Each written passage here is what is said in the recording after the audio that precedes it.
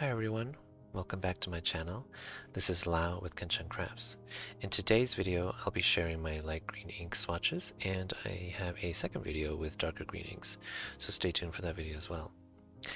I'm recording a voiceover, and this is new to me, so I hope you guys like it. So these are the pens that I'll be using to show how the inks behave in the pens after I swatch the inks. The first ink I have here is Pilot Iroshizuku Chiku-Rin. Chiku-Rin means bamboo forest, which is a very beautiful and fitting name, as the color is this nice pale green with some yellow undertones.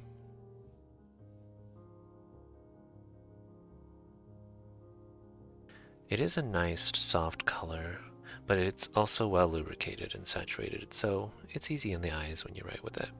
This ink is similar to a lot of other inks such as Diamine Kelly Green, Diamine Spring Green, and many others, as it is kind of like your nice typical yellow green.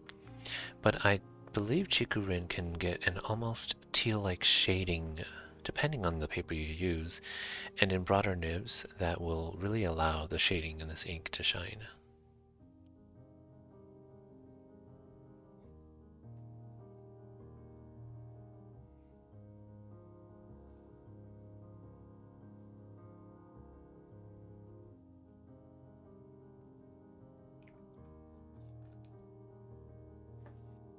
Here is my Platinum Century 3776 in Laurel Green.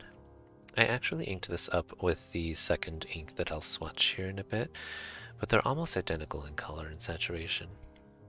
Both inks behave very well in pens based on my experience, and as you can see on the writing sample here, it writes very smoothly with no hard starts or skipping. It writes smoothly, and the flow was nice and wet from the pen.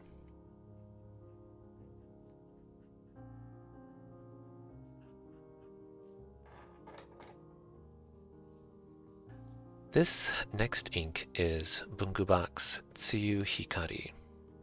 This ink was named after the Tsuyu-hikari green tea that is harvested in Omaezaki City. It represents the pale green color of their tea blend, and I think it's just the perfect color to depict a warm cup of green tea. Bungubox is a stationery store in Shizuoka Prefecture, Japan, that specializes in fountain pens and unique bottled ink colors. The motto for their inks is "Ink tells more," and for this ink, it describes the light and hope that this tea will bring to the tea industry. I have not tried this tea myself, but I would love to look for it one of these days and buy some just to experience it. And I think that learning about the origins of these names, the ink names, is just so fascinating since it can connect us to so many interesting things outside of our usual everyday life. This next ink is Yoseka Ceramics Tang Blue. This is a light grayish green ink with some hints of blue.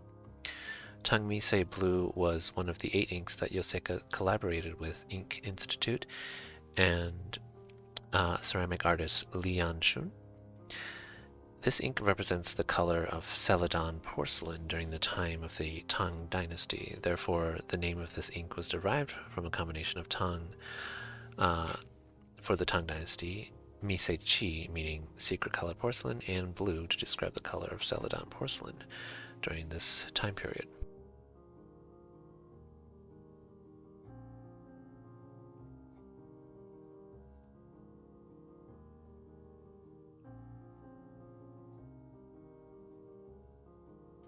So I inked up my Sailor Proger Slim Blue-Green Nebula with this ink. My Sailor has a generous feed and the music nib is thick, so it writes a nice, thick, wet line. However, this ink is somewhat dry, but it has some nice shading properties. When this color dries, it's a really beautiful dark grayish green, and the more I look at it, the more I love it. And I feel like this would be so beautiful in a medium nib just to show off all the beautiful shading properties. And it would be really great and legible to write with in journaling. And then this is my Sailor Pro Gear Slim Vega with a medium nib, or medium fine nib. And the ink in this Sailor writes slightly on the dry side, but it's still legible and writes somewhat smooth with the Sailor feedback. So between these two pens, I preferred it in my blue-green nebula with the music nib.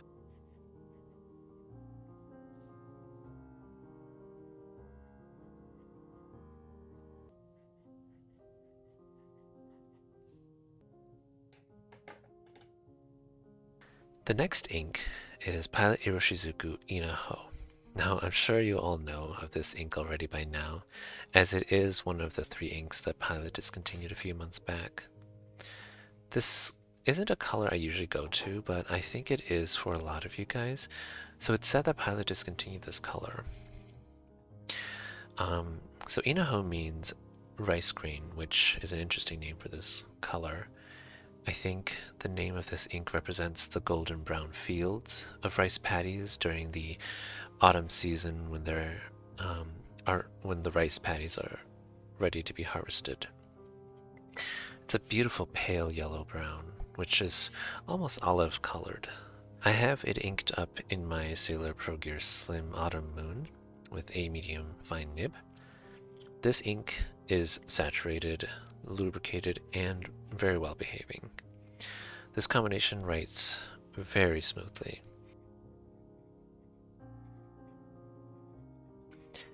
Inaho also has wonderful shading properties, as you can see here on the swatch, so be sure to use this ink in a medium or broad nib if you want to witness all of its beauty.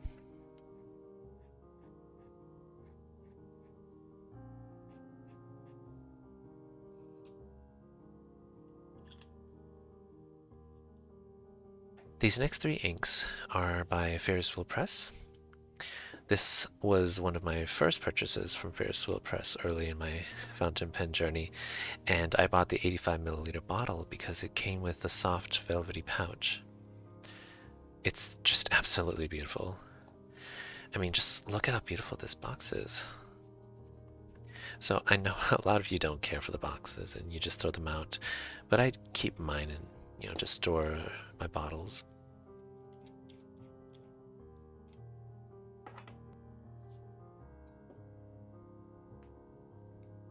So this green one, or this one, is called Morningside Mint. It is a lovely shade of mint green. This ink is very high shading and super dry.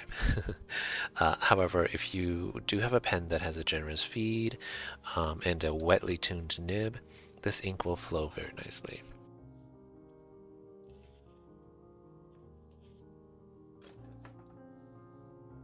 It is a very pale green ink though, so it is harder to read in most pens. So fair warning, this ink is light and dry, so it might create a very difficult writing experience, or a writing experience that's not that pleasant.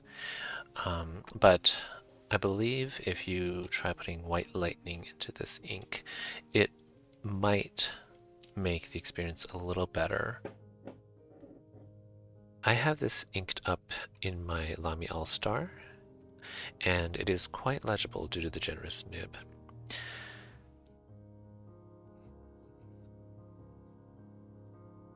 I'm always surprised at how beautiful my Lamies can write sometimes, and especially with this dry ink. I really appreciate that I was able to get this Lamy nib that was so perfect. Such a perfect match for this ink. My other Lamy medium nibs do not write well with this ink at all. And I've tried them with the nibs as because Lamy nibs you can just interchange them. And then I also put Morningside Mint into my Jinhao 82 here. And I kid you not, I do not like the Jinhao 82s compared to my Sailor Pro Gear Slims. Granted, I haven't written with them much, but as you can see here, the ink is super dry, and it is very difficult to write with in finer nibs. It's almost not legible, and it drags upon the paper with very, very poor flow. So this is an example of a dry ink in a fine nib, and it's just not the best experience, in my opinion. This next ink is Open Sea Atrium. Just look at that box. It's so gorgeous. So this ink is a collaboration with Ferris Wheel Press and Ginza Tsutaya Books, which is a stunning bookstore in Ginza, Tokyo. The bookstore captures the beauty and charm of Japanese culture, history, and art on so many levels. It's such a fascinating place to experience if you visit Japan, and it's definitely on my bucket list. Ginza Tsutaya Books has this amazing atrium surrounded by books, and this ink was inspired by that location. The color of this ink is like a pale aqua green with glistening gold shimmer to represent a beautiful undersea atrium lit by sunbeams from above the surface of the sea. It's just so beautiful. Funny stories. So I loved this ink so much when I saw it on the Ferris Wheel Press website, but it was sold out, and I put myself on the email notification for it, and about a month later I got an email, and I checked out with this ink right away, and a couple of days later it sold out. These inks just will never stay in stock for long, so I was so happy that I have this bottle. I have this ink in my Leonardo Magico, and it shows through the beautiful ink window, as you'll see here in a bit. It is like looking into the sparkling sea. This medium nib and the Leonardo feed is able to keep up with this very dry shimmer ink, so I have a very great experience writing with this ink and pen combination. I have used it in the past in my TWSBI medium, but it clogs that TWSBI so often. It was so frustrating, but I love the color so much. I knew I had to keep going and to find a pen that would match it. If you use fine nibs or mediums with average feeds, like my TWSBI, this ink will most likely clog up your pens as well.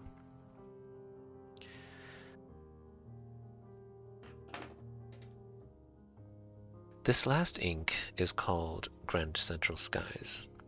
It is yet another very pale minty green or bright green teal.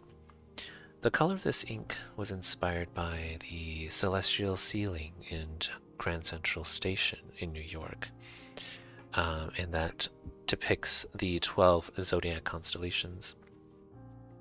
I do like that they went with a lighter and brighter teal than the actual color of the ceiling, and the silver shimmers in this ink depict the sparkling stars and constellations in the sky. This is a drier ink, as with most light pale colored inks, so I would suggest putting this ink into a medium or broad nib with very, very generous feed. So I have this inked up in my Bennu Talisman Edelweiss, with a broad nib, and I think it's such a great combination.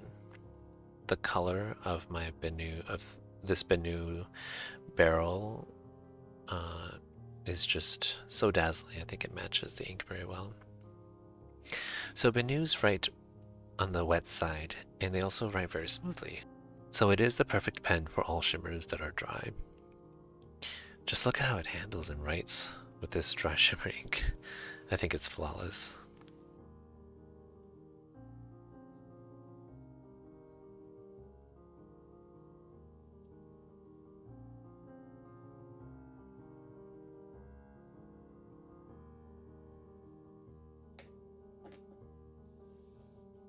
So here's a close-up of all the inks. Beautiful, stunning greens. So which one of these brighter inks would you use? I think of these greens, I would like using Tang Mise Blue with a medium or broader nib to really see its beautiful properties. And it dries to this really nice dark gray green, which I think is so nice. And here you can see the sheer beauty of the gold shimmer in Open Sea Atrium when it dries.